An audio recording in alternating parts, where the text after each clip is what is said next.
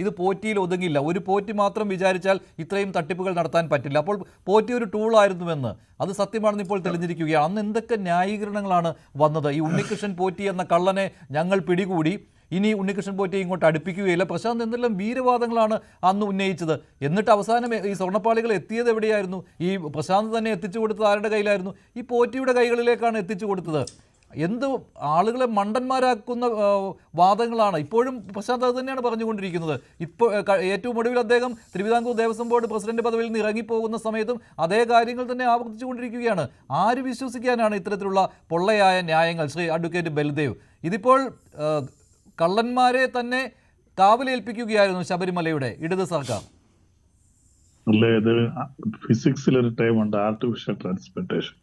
ഒരു മൂലകത്തെ മറ്റൊരു മൂലകമാറ്റി മാറ്റുന്ന ഒരു പ്രോസസ്സാണ്. അത് പ്രകൃതിയിലും നടക്കുന്നുണ്ട്. അന്തരീക്ഷത്തിൽ നൈട്രജൻ എങ്ങനെ കൺവേർട്ട് ചെയ്യുന്നു. ഇവിടെ ചെമ്പ് ഇരുമ്പാക്കുകയും ഇരുമ്പ് ചെമ്പാക്കുകയും ചെയ്യുന്ന ട്രാൻസ്പ്ലാന്റേഷൻ പ്രോസസ്സ് നടക്കും.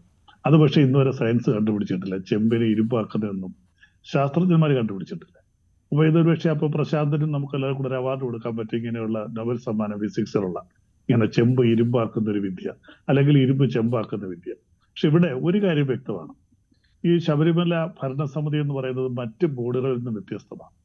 ഗവൺമെന്റ് കീഴിലുള്ള മറ്റ് ബോർഡുകളും കോർപ്പറേഷനുകളൊന്നും സ്വയംഭരണാധികാര സ്ഥാപനങ്ങളല്ല. എന്ത് ചെയ്യണമെങ്കിലും ഗവൺമെന്റിന്റെ സാങ്ഷൻ വേണം. ഇത് ഒരു പ്രത്യേക ആക്ട് അനുസരിച്ച് ഒരു ഓട്ടോണോമസ് ബോഡിയാണ്. ഇവർക്ക് ഗവൺമെന്റ് സാങ്ഷൻ ഇല്ലാതെ അവിടെ എന്തും കാണിക്കും. അങ്ങനെയാണ് അവർ ഇത്രയും കൂടുതൽ തിരിമറികൾ അവിടെ കാണിച്ചിരിക്കുന്നത്. ഇടപെടുന്നില്ല എന്ന് പറയരുത് കേട്ടോ. ഞാൻ പറയട്ടെ, ഞാനത് പറഞ്ഞോട്ടെ. അപ്പോൾ തീർച്ചയായിട്ടും ഇന്ന് പാർട്ടി സെക്രട്ടറി പറഞ്ഞു ഞങ്ങൾ മുഖം നോക്കാൻ നടപടിയെടുക്കും. ഒരു പരിധിവരെ നമുക്കത് വിശ്വസിക്കാം. കാരണം അതെപ്പോഴും പറയുന്നതല്ലേ. അല്ല, ഇങ്ങനെ കുറച്ച് ടേമുകൾ ഇല്ലായിരുന്നുവെങ്കിൽ കഷ്ടപ്പെട്ടു പോകാൻ. ഉപ്പ് തിന്നവൻ വെള്ളം കുടിക്കും, മുഖം നോക്കാതെ നടപടിയെടുക്കും. ഞാനൊന്ന് പറഞ്ഞോട്ടെ. CPM പോലുള്ള പാർട്ടിയെ സംബന്ധിച്ച് സാധാരണഗതിയിൽ അവരുടെ ഒരു ജില്ലാ കമ്മിറ്റി മെമ്പറെയോ അതുപോലെ ഒരാളിനെയൊക്കെ സംരക്ഷിക്കണമെന്ന് വിചാരിച്ചാൽ അവർ സംരക്ഷിക്കുക, എന്ത് വില കൊടുക്കും. പക്ഷെ ഇവിടെ അങ്ങനത്തെ നടപടിയില്ല. കോടതിയുടെ ഇടപെടലുണ്ട്, കോടതിയുടെ നേരിട്ടുള്ള മേൽനോട്ടം അവിടെയുണ്ട്. കോടതി അങ്ങ് ചെല്ലുമ്പോൾ അറിയാം കാര്യങ്ങൾ. ഞാൻ അതിലോട്ട് പറയട്ടെ, ഞാനൊന്ന് പറഞ്ഞിട്ട് ഉദ്ദേശിച്ചു. പത്മകുമാറിനെ അറസ്റ്റ് ചെയ്തു. എന്റെ അഭിപ്രായം പത്മകുമാറിനെ മാത്രം അറസ്റ്റ് ചെയ്താൽ പോരാ. 2019 ഇതിന്റെ ബോർഡ് മെമ്പർ എന്ന് പറയുന്നത് KP ശങ്കരദാസും ജയകുമാറും ഉണ്ട്. അപ്പോൾ ഒരു ബോർഡ് കൺസ്റ്റിറ്റ്യൂട്ട് ചെയ്ത് കഴിഞ്ഞാൽ ആ ബോർഡിനാണ് പരിപൂർണ്ണ ഉത്തരവാദിത്വം. അതിന് ഞാൻ നോക്കിയിട്ട് താഴോട്ടുള്ളവരല്ല ഉത്തരവാദികൾ. യഥാർത്ഥത്തിൽ അറസ്റ്റ് ചെയ്യേണ്ട പത്മകുമാർ, KP ശങ്കരദാസ്, ജയകുമാർ. ഇന്നത്തെ ശങ്കരദാസ് പോലീസ് മേഖലയിൽ വളരെ കൂടുതൽ സ്വാധീനമുള്ള ഒരാളാണ്.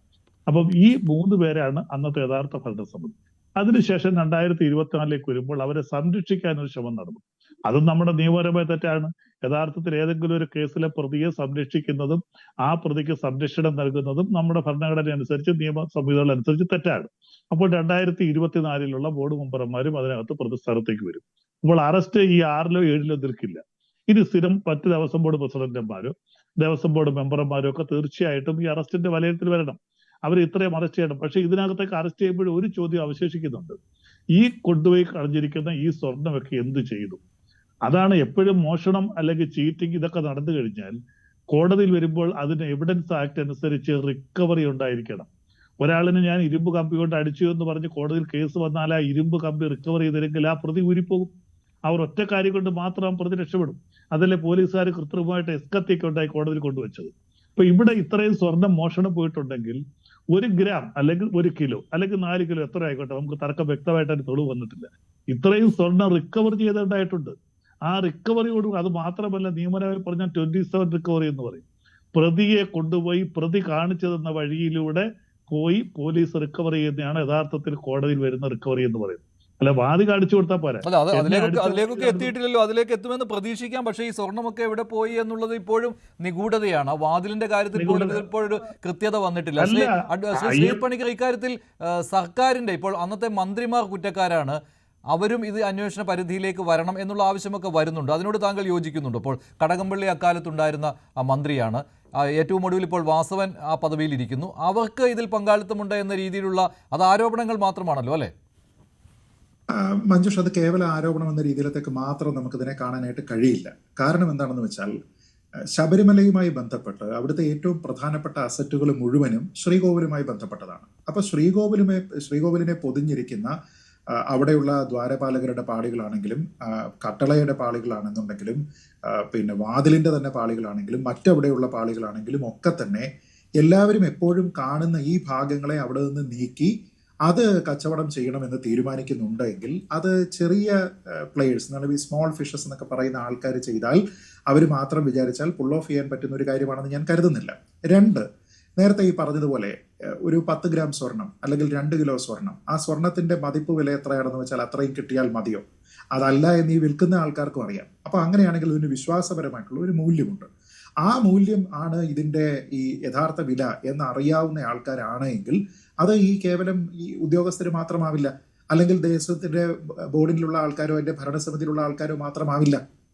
അതിന് പുറത്തേക്ക് ഇങ്ങനെ ഒരു തീരുമാനം എടുത്തു കഴിഞ്ഞാൽ അതിന് എല്ലാവിധ അപ്രൂവലും നൽകാവുന്ന ഒരു ഗവൺമെന്റ് അവിടെ ഉണ്ടാകണം. പക്ഷെ മറ്റ് സ്ഥാപനങ്ങൾ പോലെ അല്ല എന്നുള്ള മുൻകൂർ ജാമ്യം എടുക്കുന്നുണ്ട്. തിരുവിതാംകൂർ ദേവസ്വം ബോർഡിനെ ആ രീതിയിൽ കാണരുത്, അത് സർക്കാരിന് ആ രീതിയിലുള്ള നിയന്ത്രണമുള്ള സ്ഥാപനമല്ല എന്ന് ആ ഒരു മുൻകൂർ ജാമ്യമാണ് വരുന്നത്.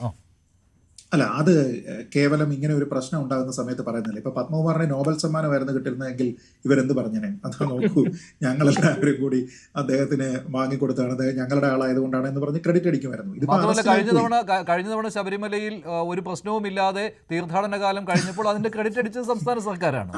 അപ്പൊ അതിന്റെ ഉത്തരവാദിത്വം അങ്ങനെ നോക്കിക്കഴിഞ്ഞാൽ ആൾക്കാരാണ്. പ്രധാനമായിട്ടും അതിന്റെ ഉത്തരവാദിത്വം ദേവസ്വം ബോർഡിനായിരുന്നു, മറ്റു വകുപ്പുകളെല്ലാം ഏകോപിപ്പിച്ച് ചെയ്യുക. പക്ഷെ അങ്ങനെയല്ലല്ലോ നടക്കുന്നത്. തന്നെയുമല്ല, ശ്രീ പ്രയാർ ഗോപാലകൃഷ്ണൻ ഏത് സാഹചര്യത്തിലാണ് ഇദ്ദേഹം അവിടേക്ക് വന്നിരിക്കുന്നത് എന്ന് ആലോചിച്ച് നോക്കുക. അതൊരു പൊളിറ്റിക്കൽ ഡിസിഷൻ അല്ലേ? അപ്പൊ ഇവർക്ക് താല്പര്യമുള്ള പൊളിറ്റിക്കൽ ആയിട്ടുള്ള ഒരാളിനെ അവിടെ കൊണ്ടുവെക്കുന്നു, ഇങ്ങനെ ഒരു ടെംപ്ലേറ്റ് അവിടെ ഉണ്ടാക്കുന്നു. ഈ ഭരണവുമായി ബന്ധപ്പെട്ട നേതൃത്വവുമായി ബന്ധപ്പെട്ട പ്രോക്സിമിറ്റി ഉള്ള ആൾക്കാരാണ്. നമ്മൾ ഈ പറയുന്ന KS ബൈജു എന്ന ഉദ്യോഗസ്ഥനാണോ, സുധീഷ് എന്ന് പറയുന്ന ഉദ്യോഗസ്ഥനാണോ, മുരാരി ബാബു ആണോ? അല്ല, അത് വാസുവാണ്, അത് പത്മകുമാറാണ്, അതിലുള്ള ഈ പ്രശാന്താണ്. ഈ ആൾക്കാരാണ് ഈ സ്വർണത്തിന്റെ കണക്കെടുപ്പ് നടന്നത്.